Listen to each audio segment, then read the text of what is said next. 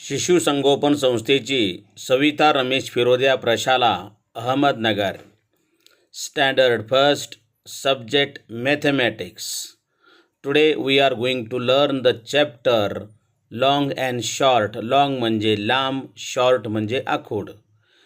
There are two scale in the picture. चित्रामध्ये पहा तुम्हाला दोन पट्ट्या दिसत असून सर्वात वरची जी पट्टी आहे ती लॉंग आहे. लॉंग म्हणजे लांब आणि खालची पट्टी शॉर्ट आहे. शॉर्ट म्हणजे आखूड किंवा छोटी. त्यानंतर पहा तुम्हाला चित्रामध्ये पेन्सिल्स दिसत असून सर्वात वरची जी पेन्सिल आहे ती लॉंग आहे आणि त्या खालची पेन्सिल ही शॉर्ट आहे. लॉंग म्हणजे लांब, शॉर्ट म्हणजे आखूड.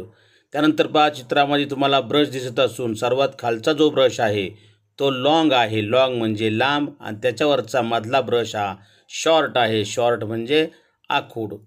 त्यानंतर पहा चित्रामध्ये तुम्हाला दोन पेन्सिल दिसत असून सर्वात वरची जी पेन्सिल आहे ती लॉंग आहे आणि खालची पेन्सिल ही शॉर्ट आहे. लॉंग म्हणजे लांब आणि शॉर्ट म्हणजे आखूड किंवा छोटी.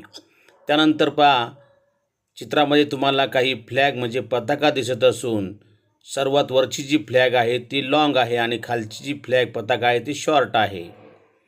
त्यानंतर पहा चित्रामध्ये तुम्हाला दोन लॅडर म्हणजे शिड्या दिसत असून सर्वात वरची जी शिडी आहे ती लॉंग आहे आणि त्यावर आपण टिक मार्क केलेली आहे. सर्वांनी ती पाहायची आहे. लॉंग म्हणजे लांब.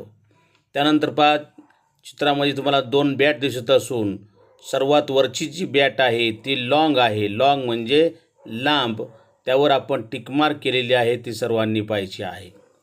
त्यानंतर पहा चित्रामध्ये तुम्हाला दोन स्टिक्स म्हणजे काठ्या दिसत असून सर्वात शॉर्ट जी स्टिक आहे, काठी आहे, त्यावर आपण टिक मार्क केलेली आहे. ती सर्वांनी पाहायची आहे. शॉर्ट म्हणजे लहान. त्यानंतर पहा चित्रामध्ये तुम्हाला दोन कोंब म्हणजेच कंगवे दिसत असून सर्वात छोटा जो कंगवा आहे, शॉर्ट जो कंगवा आहे, त्यावर आपण टिक मार्क केलेली आहे. तो सर्वांनी पाहायचा आहे. शॉर्ट म्हणजे लहान. अशा प्रकारे आपण आज लॉंग आणि शॉर्ट, लांब आणि आखूड याबद्दल आपण आज माहिती पाहिली. धन्यवाद. थँक्यू.